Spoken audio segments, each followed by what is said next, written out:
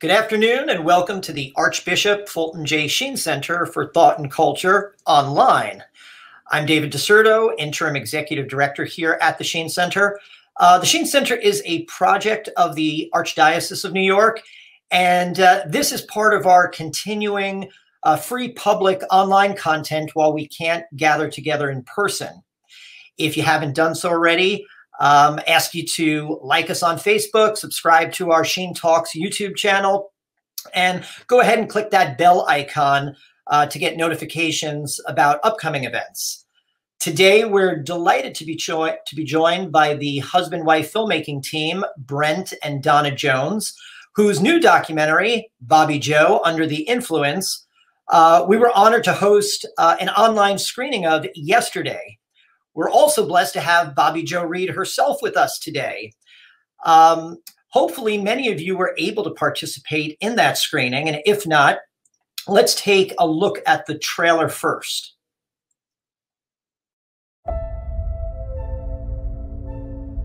There's a lot of hurting people out here.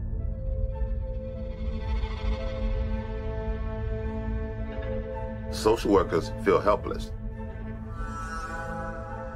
Case managers are overwhelmed with cases. And then you got the police and you're dealing with 1,000 people out here on the streets. There's nobody to help them. But now they see this person, right, who cared enough and was willing to do something. Helping these people is everything to me. She is directly responsible for me being alive. I live and breathe to serve you. Some people think I'm just this rich lady that decided to start helping people. It was nothing like that at all. I couldn't imagine my life without alcohol. Been on the street and left for trash. I lived under the boxcar. I just lost hope, you know? See, when you're out there in the streets, it's a whole different world. It's a miracle that she even made it out of that alive. I became a different person. When her mama passed, her mama gave her a house. And then God said, great job, now sell it and move to the hood. She said, I bought a house. You gotta come see it.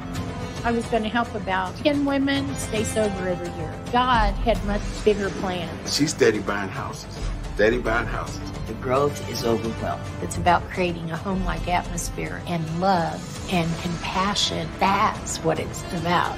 When she told me welcome home, I just knew that it was all going to be okay. Whatever you have a compassion for, that's not a job. That's a calling. How on earth did this all happen?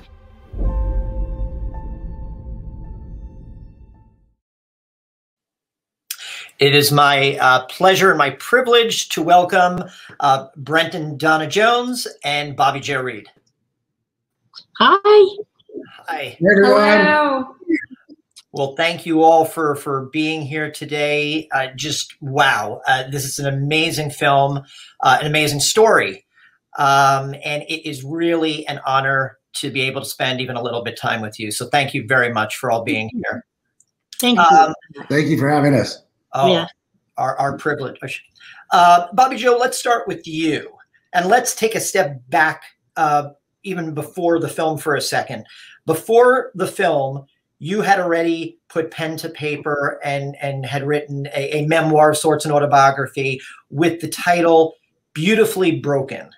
Yes. I love that title. Why that title? Because for me, I was so broken and so down. And for the Lord to take someone like me and see fit to, I had to be totally broken before God could do a mighty work in me. And so to me, people have read the book and said, why would you name that Beautifully Broken? Because I am. I'm beautiful, and I was broken, but God can take those broken things and make them whole. So it's all in there together. I think I was broken, and now I'm beautiful. And so Beautifully Broken just came to me when I was working on a book. I thought that's what I need to write, Beautifully Broken, because God can bring you out of that dark space. Wow. I guess we're all broken. Yes. Brent and Donna, in that book, Bobbi Jo starts off by saying the hardest thing to do is to begin. Like the beginning is usually the hardest part. So let's start at the beginning.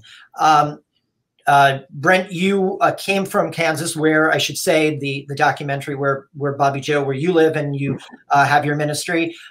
Brent, you were a Kansas boy yourself. You had worked in Hollywood, working on films with the likes of Steven Spielberg and James Cameron, and that's where you met your wife, Donna. You had been a successful commercial developer. But several years ago, you moved back to Kansas. How did you come cross paths with Bobbi Jo, and how did you decide that this was a story you wanted to tell? Well, it was a miracle. Liz, I saw Bobbi Jo give her testimony at a church up the street from me. I was at a meeting, and she was the person giving the talk, and it was a room full of people. And from the moment she started speaking, it was like, oh my gosh, this is amazing.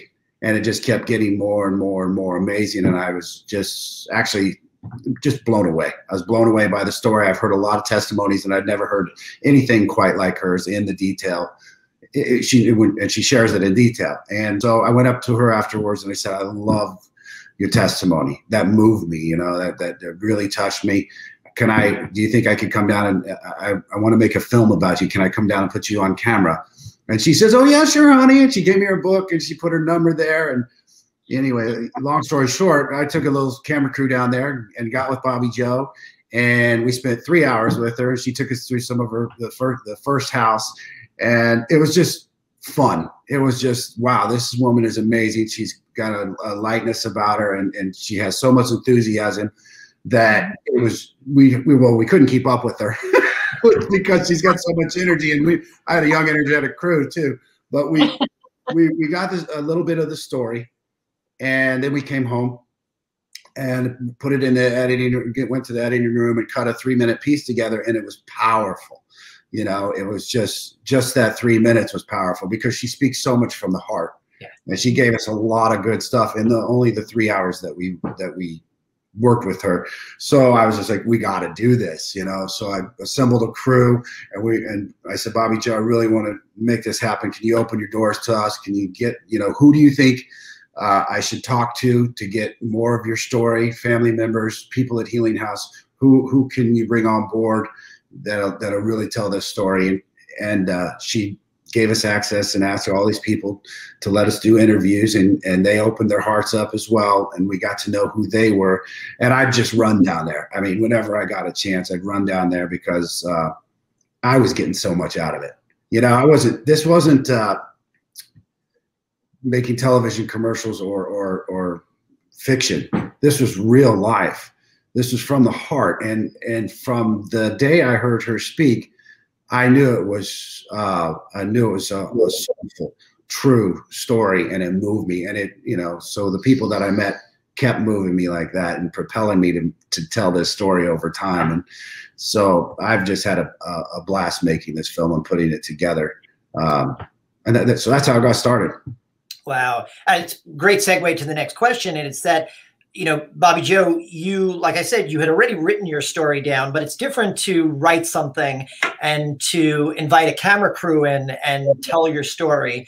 So was there ever any hesitancy about inviting them into your life and into these other folks that have become part of your family's life? I believe we were pretty specific. It wasn't a problem for me at all because I do share my testimony a lot. So opening up my world to cameras, I would forget they were there half the time. I just kept doing what I was doing.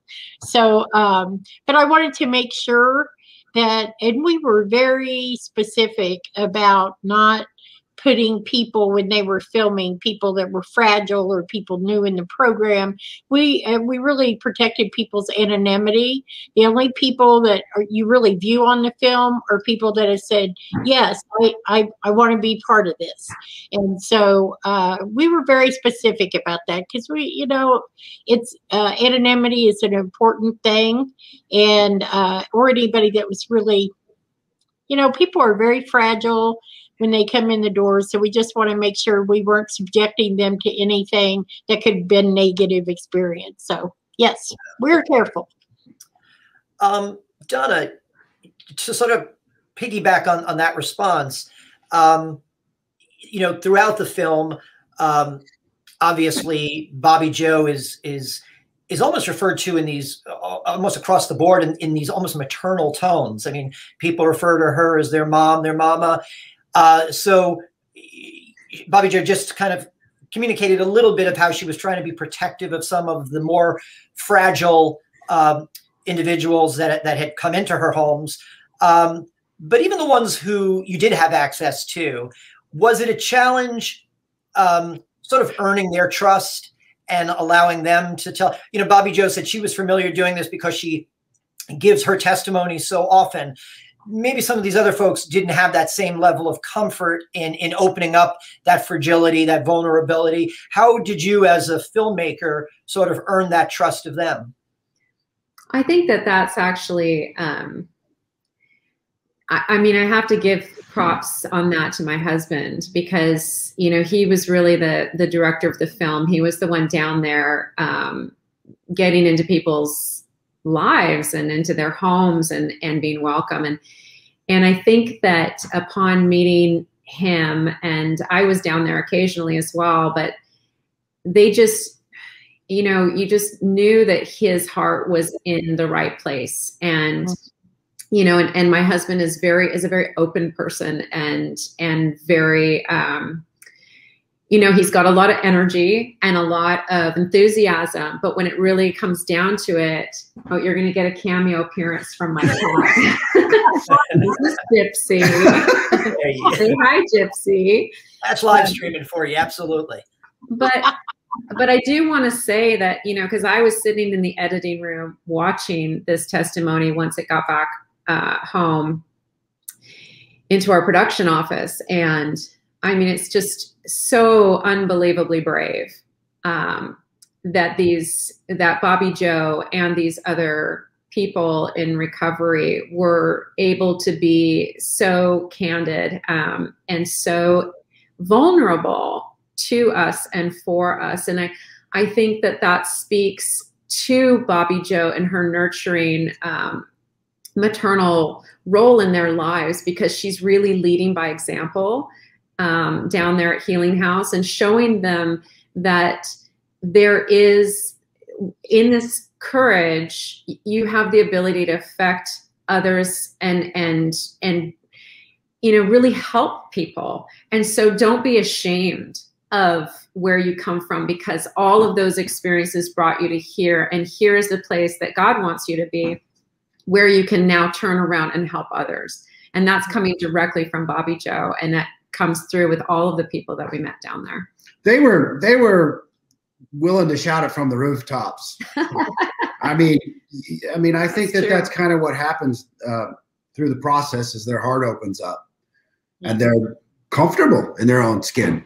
They're comfortable with their past. Yes. They've accepted what's gone, and that's gone, and they're God's children, and they're being who God wants them to be, and they're ready to share that with the world. that is what permeates Healing House. It's everywhere. Yes. It's how are you doing? And people really mean it. And the love is there. So when it came time for them to tell their story, man, it just came out. And I'm not used to that. I wasn't really used to that. There were some emotional times where me and my cameraman are just going, okay, I got to compose myself for this next question, because that was really raw. And that was it. When someone shares a story like that, right there, it gets to my heart. Boom, it gets to my heart, and I open up a little bit more, and I become vulnerable, and they're like, oh, okay, I got you. And so we're in this really open, truthful conversation, and they're the ones who took me there. I mean, I wouldn't say that I learned that we were taking each other there, but I think they took me to a place that I hadn't been for a long time, which is like this incredibly open, their hearts were open and their story, they're willing to just let us know what it's like. Wow. Speaking of the rawness of the piece, you walk away from this film even hearing all these very hard, tragic stories. It really is an uplifting film. It's ultimately, but while I would say it's uplifting, it's not always an easy film. There are some very difficult stories that are told, but you certainly made a very conscious decision to not sugarcoat anything, to make it honest, even when it is uncomfortable to hear certain aspects of your story. Was that important for you as filmmakers, not to shy away from the rawness of the stories? Well, yeah, there's no doubt about it. As a documentary filmmaker, we didn't make up anything, it was told to us. And our goal was to be truthful, be true to Bobbi Jo's story, be true to Blue and Julie's story, be true to everyone's story, and not, I mean, you can pick and choose things that you want to do in there when you're in the editing room. But, our goal, and what I told my editors, and I told everybody, I said, we need to be true to these stories. Let's not manipulate it too much. I mean, we are manipulating stories as documentarians, but we need to be true. And that's, I think, a lot of documentary filmmakers know that. And that's when they set out to do it, they don't create fiction. They bring out the heart of things. So many of the stories are so moving. They all are. It's hard to parse out, which person's journey moved you in a particular way. But having sat down with them, was there one person apart from Bobbi Jo herself that his or her story really sort of resonated with you on a particular level? Definitely. They all resonated with me. The one that hit me the hardest was Gabby's, because I have two daughters. My daughters are, my daughters are 14 and 16 years old, and she was an addict on the streets when she was 14. And she didn't have the opportunities that I had. She didn't have the opportunities that my children are having.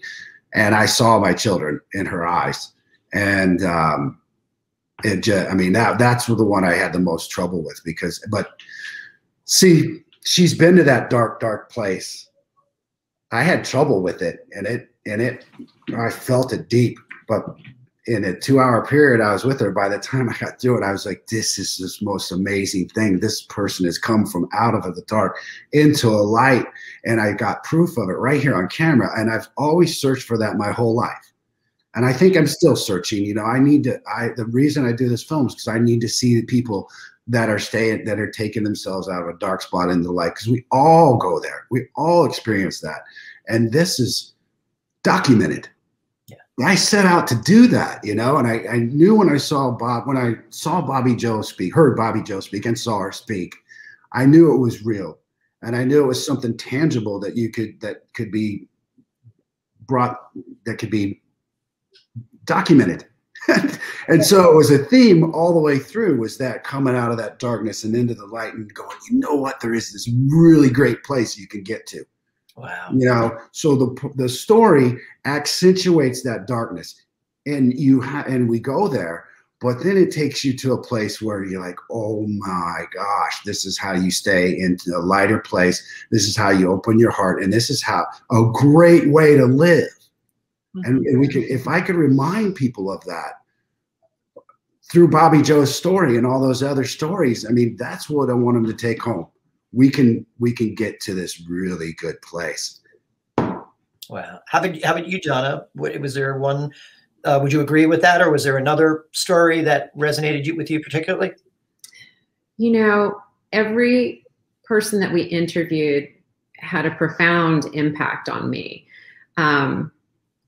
they all really did, and they touched me in many ways. I saw myself in some of these women. I saw my daughters in their eyes. I saw, you know, people in my life that I know have struggled. And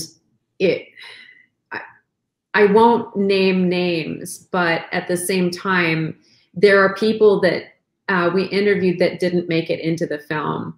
That was probably the hardest thing. Those days and long nights in the edit room, having to choose and having to decide and not being able to keep everyone that we interviewed in the film because they were just such wonderful people and deserving. But it had to be a movie length and couldn't be, you know, 5 hours long. And we really wanted to tell Bobbi Jo's story and support it. So Brent knows, you know, we arm wrestled for some of it. I mean, we fought back and forth. We all had our heart set and we were moved by people. And so that was sort of the most difficult thing. But I can honestly say that they've all had a dramatic impact on my life. It was definitely one of the hardest things to do. If I opened up and told you my whole life story and you're like giving it to me and then I don't put you in the film. So that's a new poignancy. The old phrase, you know, end up on the cutting room floor. It's certainly. And they don't deserve to be, you know, I mean, there's the story built itself and this person fit here and this person fit here and that fit here for various reasons. So, you know, and then the documentary kind of makes itself. Yeah. I told Brent I was so blessed to have made the cut because they would have to change the name of the movie, right? Well, you know, we can't avoid the fact, and we should come back to the fact that the sort of the through line for this whole documentary is your story. And our namesake here at the Sheen Center, Archbishop Fulton Sheen, once said, whenever you tell a person's story, there are really three perspectives that you have to take into account.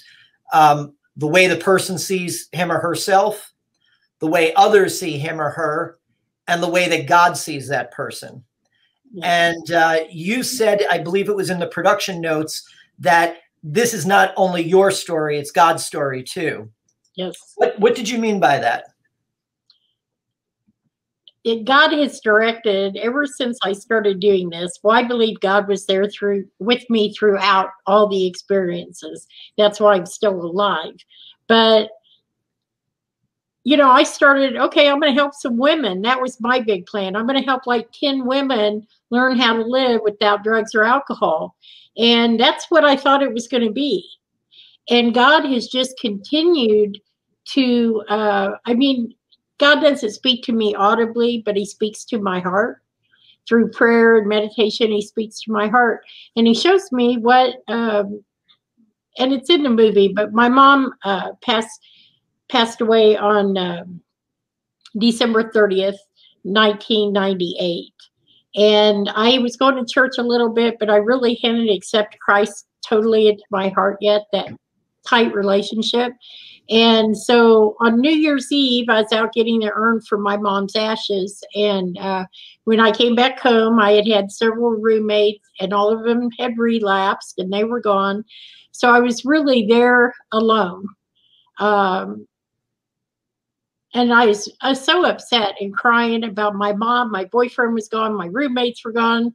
And I just cried out to the Lord. And I said, Lord, please don't let me go back where I came from. Lead and direct me. Show me what you want me to do, and I'll do it, Lord. And I fell asleep praying. And the next morning I woke up, January 1st of 1999. And I had asked God to direct my steps. And I'm telling you, when I woke up that day, the Holy Spirit had taken up residence in me. And I felt for the first time in my life, the fear had been taken away, because I always had a lot of fears, being good enough, being, you know, having financial security, all these different things. And that morning, I knew my life was never going to be the same. Now, I couldn't pinpoint God's got a hold of me right now, but he did. And so he started directing me. I could have never dreamed up what has happened here in my wildest imagination, right? but God has made the path, and he just tells me what to do. Now, it was easier for me to do stuff when it was just me. Judy would leave town and I'd buy a house, and she'd be like, "What are you doing?" But now I have a board of directors, and God puts on my heart to do something, and I'll say, "Guys, we need to do this and that," and they're like, "We don't have any money for that." And I'm like, "But my dad does. God has everything, and if he puts it on my heart that that's what he wants us to do, he's going to provide the means for that." And so every single thing, and really there's a God story for each different house of how that house came into our being. I mean, it's just unbelievable how God set the stage for everything to go where it's at. There at the end of the clip, I say, "How on earth did this ever happen?" I still feel like that half the time. I mean, it's all his. And people say, "Are you the owner of Healing House?" And I'm like, absolutely not. God is. God is the owner of all of this. And really, he has taken this whole ministry and molded it and shaped it into exactly what he wants it to be. When you come here, you feel the love, you feel the mercy and grace of our God. And it's just undeniable. That's why people come down here to like serve and do service projects, and they walk away from here saying, "Man, you guys helped me so much." And it's so the people coming to help get help, you know? Yeah, it's really, when you watch the film, it's not just about building houses. I mean, government programs do that. You build homes, a home, and there's a huge distinction between those two words. Obviously, if I understand, the filming got in right under the wire before, obviously, the world was changed by the COVID pandemic. And while we've all been affected in one way or another, I would assume that those fragile communities, those communities that are already vulnerable, were impacted in a particularly devastating way, whether you're talking about the homeless or folks who are living on the streets without access to health care, even basic sanitation. So how did the communities that you serve sort of weather and continue to weather this ongoing crisis? Well, we adapted pretty quickly. We have 200 adults that live here every day, and that's spread over 13 homes and apartment buildings. So we came up with policies and procedures, and as soon as we could, of course, we got hand sanitizers, masks, we got everything. But what we normally do is come down, pray and eat dinner together every night, and then have meetings. So at our Recovery Community Center, it was a bustling of all the things that we do. So we had to segregate back to the houses. So everybody lives at the different houses. We started delivering food to each home for the meals. We really had to rush to get the Zoom meetings set up so we could still communicate from house to house. And so we just really, we're people that really roll with the punches here. And so we have just kind of figured out what to do next and did it. We were getting ready to open up a gym when the pandemic hit. And so I didn't like the idea of people coming directly into one of the homes, because if they had COVID and not showing signs, they could infect everybody. So the Lord put on my heart to not open the gym, but to put beds in there. So I put 8 beds in there. I had 24-hour-a-day staff to watch people. It was called the Observation Center. A bunch of our shelters in Kansas City totally closed down. They wouldn't accept anybody. So we had an influx of people coming in, and we'd watch them for 48 hours, make sure they were good, and then they could go to the houses. We doubled in numbers this year for the people we served, and COVID's a very large part of that. There was we've only had 23 cases of COVID while serving. I think we're about 1,200 people we served this year, with 23 cases only of COVID. So we have strict policies and procedures to keep everybody safe, you know. And there has been a time where we had 5 COVID cases at one time. So we put them in a house. They had the whole house to themselves. Everybody had an individual room. So we weren't transmitting that around. But I tell you what, it's just you have to roll with it and figure out what's going to work. Well, you have certainly rolled with punches a lot in your life. So that's nothing new for you. Brent and Donna, another thing that we had talked about actually before we started the live stream was, you know, the sort of the message of hope you wanted the film to convey. And, you know, obviously, in addition to the tragedy, the pandemic over these last few months, we've also witnessed sort of national unrest, you know, with the ongoing conversation around race and racial justice. And, you know, you even said in the press notes that our country right now is in a state of division. And I think one beautiful thing that this film communicates is it offers a picture, and you capture it so well, of what Dr. Martin Luther King referred to as the beloved community. The idea where you can bring people together, different races, different background. I mean, the homes that you run are certainly, if nothing else, they're diverse. But it's not just a group of people living together. It's people supporting each other, pulling for each other. You know, there's been a lot of talk about unity, but unity suggests sort of like a oneness of mind. I think what this film communicates is not just unity, but community. And that's a huge difference. Community is a oneness of heart. Can you talk a little bit about what you observed and witnessed about these diverse houses of hospitality? Yeah, I can.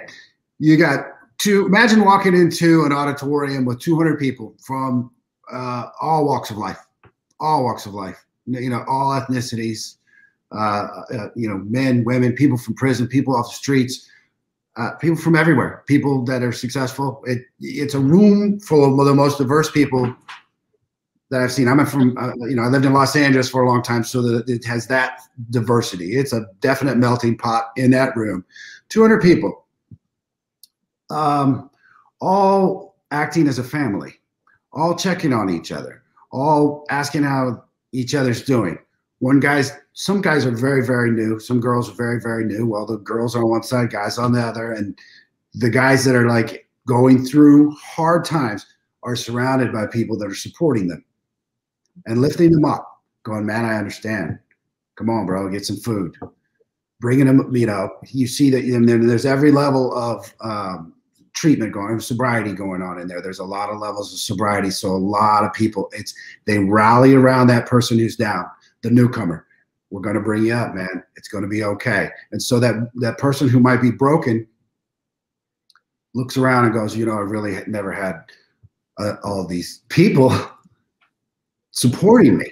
The support system is immense. Even if you're not struggling with something, the joy that's being stirred up in there in that community is palpable when you walk in from everyone. I mean, Bobbi Jo has a lot of amazing people working for her in the staff. So they're around checking on people, making sure, and they're working hard a lot, making sure everybody's doing all right. Man, if somebody's really struggling, they're on it and they're helping that person, you know, and and it's that family atmosphere. Like, this is Bobbi Jo's story, but it's like, you know, they eat together. So they come home, and a lot of families don't eat together anymore. So they come, they sit across from the table, and how was your day?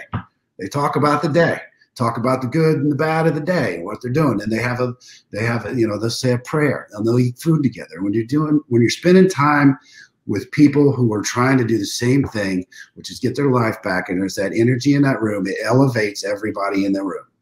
And I gotta just say this. When Bobbi Jo walks in there, it's just things start happening, you know. It's like, and she's moving really quicker in and out of those rooms, and people start going, okay, when she gets things into shape, and we know things are on time and things are run, and they're not perfect, but man, do they run well? Do things run well? Like she's saying, like this adversity you just talked about, they just adapt. you know, adapt as a community. And no one would know. All those people, I guarantee they know they're not alone. Yeah. You know, they're not alone. And that spirit is not only coming from Bobbi Jo, it's coming from all the people that have gotten a hold of this thing and gotten a life and have a contented sobriety. You know, they're content. I mean, and they have some serenity and they have some peace. And they know in order to keep it, they're going to have to share it. So they're sharing it. You know, another thing that comes across in the film, it's not just that palpable, beautiful sense of community and family within the houses, but there are some scenes where you kind of open up the lens a little bit to the wider community. And there's these one or two really wonderful sequences, I guess, with the local law enforcement officers. And it presents this picture that everyone's pulling for each other. It's not an us versus them. It's really the whole wider community. And I was wondering, those particular scenes with the, when you were riding along with the police officers, was that something that you intentionally sought out, or did that kind of just organically come out of the process of making this film? Well, a little bit of both. I mean, there's a lot going on down there, and I needed to, find areas where we might be able to talk to people, and check on people. I mean, there's a lot of things on those ride-alongs that didn't make it into the film because we didn't have time to do that. And with respect for the police, I saw their hearts. They're under tremendous stress in stressed neighborhoods, and they have to operate from a place of with some humanity. When they're chasing somebody, we got in a car chase. I mean, there's a guy who came out on an ATV down one of the main thoroughfares and just started flying down the road. And all of a sudden, the cop I was with, she says, "Hold on." He unbuckles his seatbelt. The ATV's going like 60 miles an hour, and this guy's looking back at me like this, and I got cameras on the front of the car, and he got going so fast, this is during the day, that it became dangerous for other people on the road. So he goes, the cop I was with just said, "You know what? I'm going to back off so we don't injure anybody. Wow. We're going to pull back so nobody gets hurt here. This guy's going to kill himself or somebody else if I keep chasing him." So, that guy ended up he got away. But the thing was, he was running stoplights, one after the other at 60 miles an hour. So, he was getting away, but he was going to go through a stoplight and get side. They would have sideswiped the guy. So what they do is they pulled back. Just to add. Because, maybe the guy stole an ATV that day. Yeah. Maybe, but he didn't need to die. Or anyone else. Yeah. Or anyone else. So it's a whole community, and Bobbi Jo knows the police officer. She knows the social worker. She's in that system, and that system is working, bringing those people together. And I wasn't privileged to that information until I went down there and I talked to the social workers. I talked to the policemen. I talked to everybody. And that community, they will take somebody who's on the street. If the police or a social worker runs into somebody, they'll take them right over to Healing House. If they say, "Do you need some help? Do you need some help?" And they'll say, they rarely do, because there's usually somebody watching them and they're in danger. But if the person says yes, they'll take them to Healing House and Bobbi Jo. They're not going to go to jail. They can go to Healing House. They can start getting some treatment. They can start getting some love and some family and those things that they really, really need in this world. We all need that family. And I saw how that system worked. The social workers are involved in taking to get them the help they need. One of the worst things I saw was there was a girl at the door of the police station. We just gone through an abandoned trailer park. When we come out, and there's a girl walking up the street, and again, she was like a little older than my daughters, and she's living on the streets. And she came up, and the police would just say, "Hey, how you doing?" They knew her, and they said, "Is there any?" One of the things that the police asked me was, "Is there something you want me to ask people if when we talk to them?" And I said, "Can you ask them if they need help?" And so that's one of the things the officers were doing. And he just said to this girl, he said, "Do you need help right now in any way?" And she's like, "No, I'm good. I'm good." And she's looking around, because she can't ask for help. I mean, it's hard for them to ask for help from a police officer, because if they come back out and get around who's ever watching over them, they'll get in trouble, you know, and they'll do. Bobbi Jo knows. It'll get bad for them. Yeah, I remember that scene. That was a powerful moment. You know, so much of this, Bobbi Jo, you know, we can talk obviously about this global health crisis. We can talk about the other crises, the crisis around race. But to me, a lot of those come down to even a deeper crisis that I think the film touches on. And it's almost an existential crisis. At one point in the film, I believe it's you who say that a lot of these women that you help don't want to be.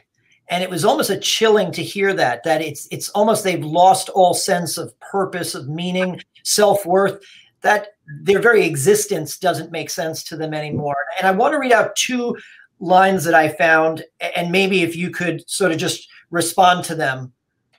The first one's from Dorothy Day, who ministered to New York City's homeless, just several blocks away from where I was sitting, back from the Depression up until the 1960s. I got a little statue of her right there.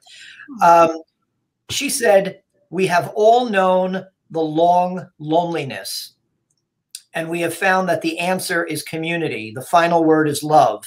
She actually called her own autobiography "The Long Loneliness." The second quote comes from Saint Mother Teresa of Calcutta, and she said that the greatest disease in the West today is not tuberculosis or leprosy. It's being unwanted, unloved, uncared for. We can cure physical diseases with medicine, but the only cure for loneliness, despair, and hopelessness is love. There are many in the world who are dying for a piece of bread, but there are many more who are dying for a little love. The poverty in the West is a different kind of poverty. It's not only a poverty of loneliness, but a poverty of spirituality. There's a hunger for love. There's a hunger for God. Can you speak to those ideas of loneliness and that hunger for loneliness really being the root cause of a lot of what you've experienced on the streets? That's the number one. Hopelessness is the number one thing. And it, you know, it kind of generates from low self-esteem, low self-worth, not knowing about God, right? And so you catch yourself in this cycle and keep going. But, you know, the farther down the scale you go and worse things keep happening to you, it's like your mind kind of adjusts to that, as unfortunate as it is. And it's like, oh, well, this is just how my life is now. And then more and more bad things happen. And you're just like, you know, you keep trying to adjust in your mind to be able to accept these depths of despair. There's in one of the 12-step books, it talks about incomprehensible demoralization. And you just get to this point where you just don't, you know, I didn't think I was worthy of breathing the same air as everybody else did. I went for over a year without looking at myself in the mirror because I couldn't stand to see what was glaring back at me. And I remember an Easter morning where I'd been attacked by somebody that morning, and I was laying there after it happened, and I said, I know this is Easter. I know that's supposed to be a big deal. I didn't know what it was, but I knew it was supposed to be a big deal. And I thought, you know, why can't I just really want to leave here. I just wanted to die. And I would think, you know, nobody even cares that I'm out here. You become this invisible thing to society. And, you know, I don't know about you, if inner cities, if you ever see people laying on the side of the road and they're unconscious. And you know what? We get so, as human beings, if you're around that very much, you almost get your heart gets hardened to it. It's like, oh, there's another drunk, you know, unfortunately. But I was that person laying on the side of the road. But for the grace of God, there go I, right? And so I didn't think anybody cared if I existed anymore. I really didn't care anymore. And so you become this this walking dead, basically.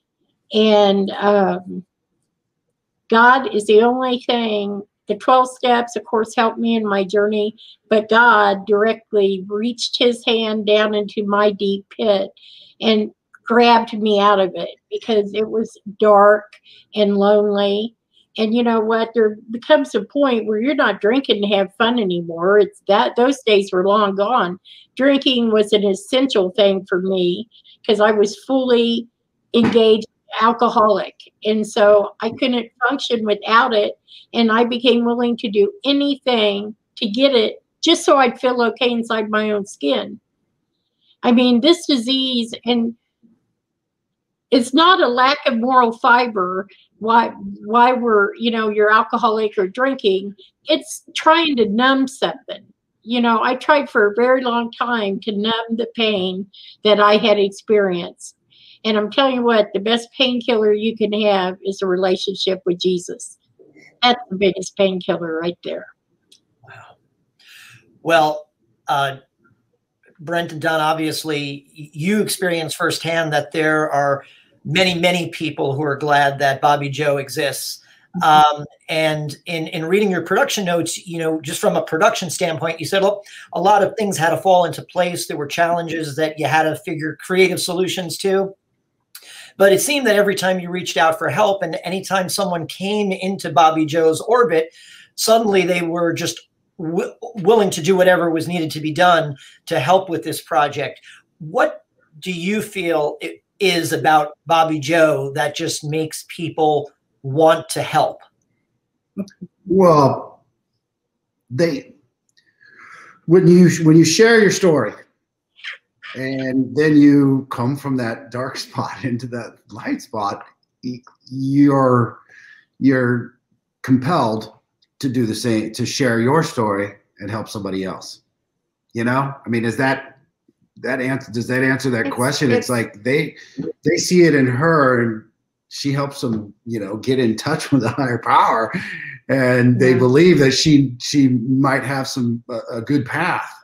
Well, let me rephrase it slightly to the both of you. You took this wonderful journey with Bobbi Jo, hearing how she went from this darkness to this place of light. How did that affect you both and your own sense of responsibility to, you know, help within whatever sphere you can? Because I know watching this, if anything, it kind of brought into very stark relief, maybe my own complacency. You know, my own, you know, Pope Francis's recent encyclical writes about, you know, how we've become someone illiterate for helping others, and how we've, I think the quote here is, despite all the progress we've made when it comes to accompanying, caring for, and supporting the most frail and vulnerable, we have become accustomed to looking the other way, passing by, ignoring situations. And we were actually privileged to have a few years ago here at the Sheen Center, someone who made a documentary. It was a Holocaust-themed documentary. And this person had been privileged to be at this anniversary of the liberation of Auschwitz. And one of the Jewish speakers there had said, and he said this in all humility, that if he could add one extra commandment, it would be, "Thou shalt not be a bystander." And, you know, so how has this film impacted the way that you sort of take that responsibility to help people in your lives? Well, I think it's first, you know, making the film was an absolute privilege. It never felt like work. It felt like we got to wake up in the morning and be involved in something. It felt like a treat almost. It was like that Bobbi Jo entrusted us, but the fact that we got to go spend time with her and the people in her community was such a gift to us and uplifted us and anyone who came onto the crew. But I think it also, for me personally, made me realize that I can do more, that I have it in me to do more, that you know, it's very easy to sort of take care of inner circle, my family, my children, obviously my husband and those immediately around me. But Bobbi Jo is the one who keeps telling me and everyone else who will sit and listen that God wants you to do more. He, you know, and you are capable, and it's your duty as a human being. It's your key to freedom. Yeah. I'm speaking personally. This was my key to freedom because I struggle a bit, I'll admit it, right? But when I'm down there working with them, I'm getting it, man. I'm getting that feeling inside of me that feels amazing because I'm trying to extend my hand out and help another person. I'm trying to get this message out there. This message that Bobbi Jo has, I saw it, and I saw it as a way, we saw it as a way to get this message out to as many people as possible. And I feel propelled to do that more and more and more. I mean, the more we can put out some good material that shows how compassion and family and love bring us all together, and we have more media that does that, will bring us together, you know, instead of trying to pull us apart. Hey, this is how we get together. This is how we share with one another. I mean, and I need to do that in order to be free, in order to get to a higher place in my life, personally. I just have to do this work. Well, you did it very well with this film. Bobbi Jo, on the movie poster, there's a couple of words on the top of the poster that kind of describe different aspects of your life, both good and bad. One of the words on there is saint.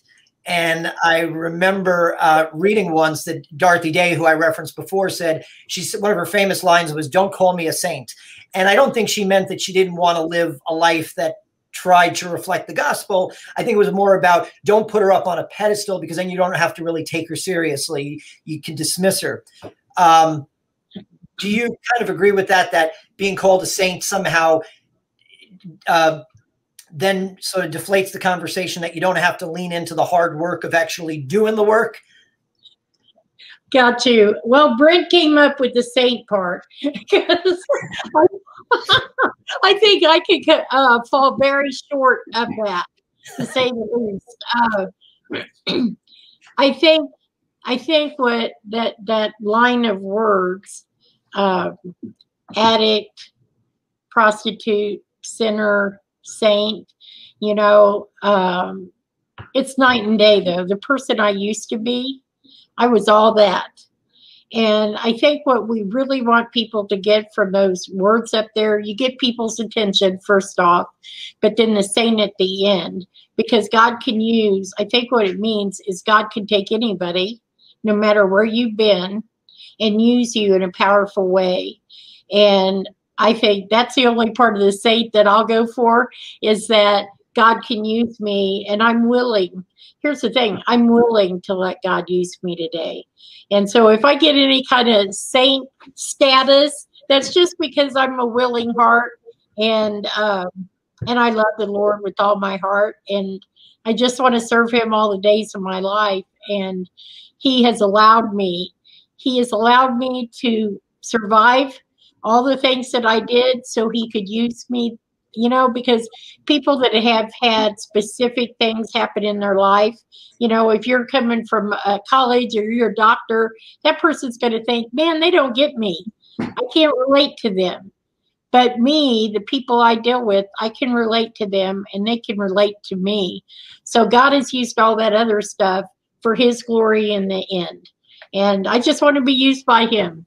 So that's the only saint part I get. Well, that's a beautiful way of saying it. It reminds me, I think it was the Robert Louis Stevenson once said that a saint is a sinner who keeps trying.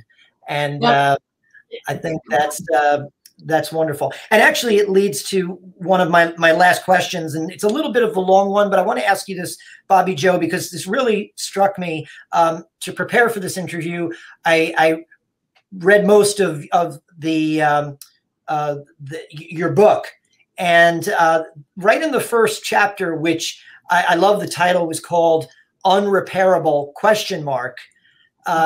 You say something, and I'm going to get the quote exactly here. You said that, and I'm paraphrasing slightly, you said that your story in one way could be boiled down to a few horrific facts about your life. And, you enumerate them, the number of times, the number of bones that had been broken because of the abuse you experienced, the number of times you were sexually assaulted, the number of days you lived on the street. But then you say, but that's only half the story. And here's where I want to get the quote right, that your story was bigger.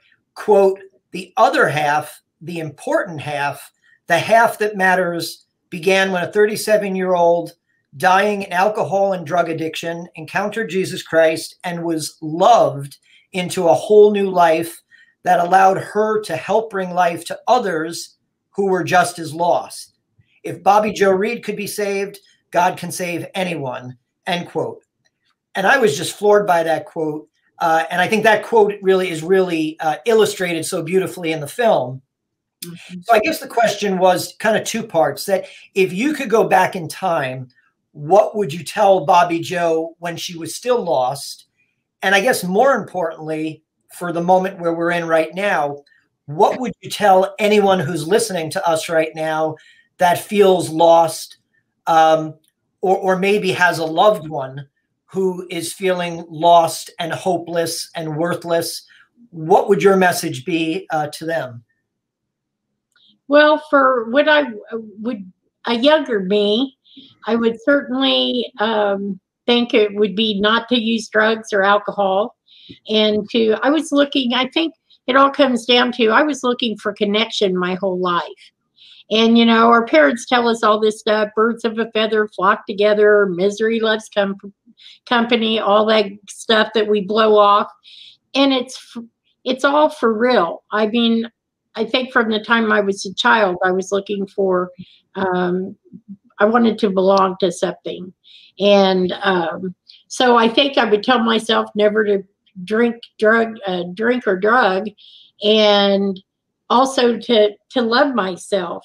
And I think bigger than that is to know God. I didn't know God. See, we didn't talk about God in my household. I think I went to Sunday school a couple times. I believe if I really would have had a true relationship with the Lord, I don't think I would have ended up where I did. But I didn't know him. I didn't think I had any value or worth. And, even in my recovery, I didn't know I had value. I could see good things happening to other people, and I thought, well, that's awesome. God's doing that for them. But I would think, but he doesn't want nothing to do with somebody like me. See, I put myself in that black sheep. Well, it's good he's doing that for them, but not me. I'm not worthy. And to really understand that I am a child of God, that I belong to him, that he knew me before I was formed in my mother's womb. I didn't look at myself like that. I had no idea that I had value. And now that I really know in my heart that I'm wonderfully and amazingly made, but see, when you don't know that, it's like the Israelites stumbling around out there for 40 years. I stumbled around out there for a pretty long time. Not quite as long as the Israelites. But in the thing for people that might be still suffering from addiction, I always say this. If you're still breathing, there's still hope. And in our brokenness, when we get to that point where we're just done and I can't do this anymore, is the very time when God can swoop you up. Because once you figured out, I can't do this on my own, I have to have help, God can use that brokenness to turn it into something beautiful, just like what we were talking about earlier. And so, if there's breath, I would say to family members, continue to pray for your loved one that's lost in addiction. Know that there is hope. Know that there are free places for your loved one to go, that you don't have to have $50,000 to send somebody to inpatient treatment. There are opportunities for everybody. And you know what? Not another addict has to die, or an alcoholic that has to die, but we need one another. We need to tell the story. My whole purpose for this being on film is to help people. That's the main thing we want. We want people to get inspired. We want people to know that no matter how far down the scale you've got, there's still hope for you, and that you are loved by the Lord and you have value and purpose. Wow. Do you ever have moments where you feel discouraged or want to give up, or is that just not part of the game plan? About 10 times a day, but it depends, you know, not on, no, you know what, because I know that God's walking right along with me. So matter whatever kind of little bumps or hiccups comes my way, well, okay, Lord, we'll just go this way then.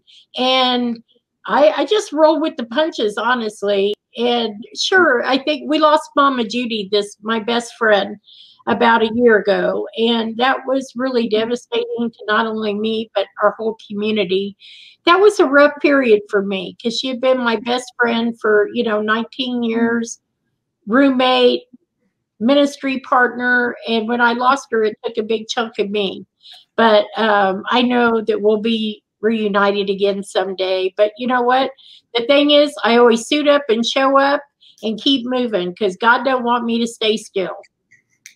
Wow. Well, that's a wonderful way to kind of pull this conversation to a close. But I do want to give Brent and Donna an opportunity. I was gonna actually wind up with Mama Judy. I think I would have been remiss without mentioning her. She brings such a heart and soul to the documentary. And as filmmakers, what do you feel she brought to the film as a whole? Everything. Mama Judy's just, she's just that. She was so much about love. I used to go to a meeting that said God is love, and man, she had a big heart, just a big heart, and just full of love. And I just, during the film, I got to know Mama Judy, and I got to hang out with her a little bit, which was a pleasure. And I'll call her a saint as well. I like to call Bobbi Jo and Mama Judy like Thelma and Louise. They're a powerhouse, they're really a powerhouse. And then a movie could be made about those two. There's no doubt about it. And it just shows that you need people, Bobbi Jo needed somebody beside her, and Mama Judy is that person and was that person, and that they're the dynamic duo. And she was just so full of love, and you could see it, and you could feel it, and her hugs were amazing. And she was a huge part of the film for me, because she gave Bobbi Jo a lot of get up and go. And I know they leaned on each other a lot, and they lifted each other up. So yep. Wow. I can't even really put into words what Mama Judy means. Okay.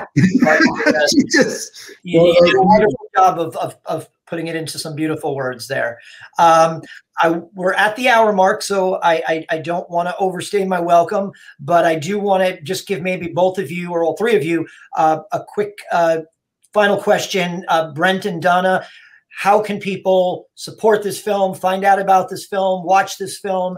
And then when they're done, Bobbi Jo, how can people support your ministry at Healing House? So maybe we'll start with you, Brent and Donna. Oh, well, please help us. Please support the movie. You can go to our website, which is www.thebobbijomovie.com. And all the information is on there. We are also on social media, Facebook and Instagram, at the Bobbi Jo Movie. But the movie right now, and when you'll be watching this, is available for pre-order on iTunes right now. All that information is on our website. And on February the 16th of this year, we are going to be widely available across multiple platforms. So almost anywhere that you go to regularly watch and download movies, Amazon Prime, Google Play, but also, Comcast and the Dish Network and all kinds of different on-demand platforms. So that will be on February the 16th. and, you know, just spread the news about this. You know, we don't have a big Disney budget. We would love to have a big Disney budget to promote our film. And so the way for a movie like this, and a small little independent film like ours, what you can do is just help us by sharing. Help us by liking us, commenting, sharing it with 5 friends. We would be most appreciative. Well, like you said, I mean, there's so much out there streaming that just seems to focus on the dark and the cynical. It's wonderful to have a film like this that reminds us that there's still so much goodness in the world. And Bobbi Jo, how can viewers support your most worthy ministry as well? Okay, that's at www.healinghousekc.org is our website. We help people from all over the country. So, and also I train people. I have a big hunting lodge up at my house. So if people want to learn, they came in for a mission trip or want to learn how to provide housing for folks that have addiction issues, I'm more than glad to help them. And so they can have this in their community as well. Because, you know, housing for people with addictions is a huge deal. And not only that, but the other recovery support services we give, like helping them get jobs, helping them get resumes, IDs, all that stuff. What we do is really wrap our arms around each and every person that comes in and walk with them through the journey. And that's what we need. Because when we first get here, we're too weak to walk on our own. Wow. Bobbi Jo, Brent, Donna, thank you so much for sharing your time with us. More importantly, for sharing your heart with us, for sharing your beautiful brokenness with us, because we all are broken, but we are all members of God's beloved community. So thank you for that. And thank you to our viewers for spending some time with us today. You know, please help us spread the word about this wonderful, wonderful film. Again, like us on Facebook, subscribe to our Sheen Talks YouTube channel, click that icon for future notifications. And if you're able to do so, please consider making a donation. During these challenging times, every little bit helps. So most of all, more importantly than financial support, please share your prayers and share your love. So until next time, please be well, stay safe, and God bless. Amen. Bye, everybody.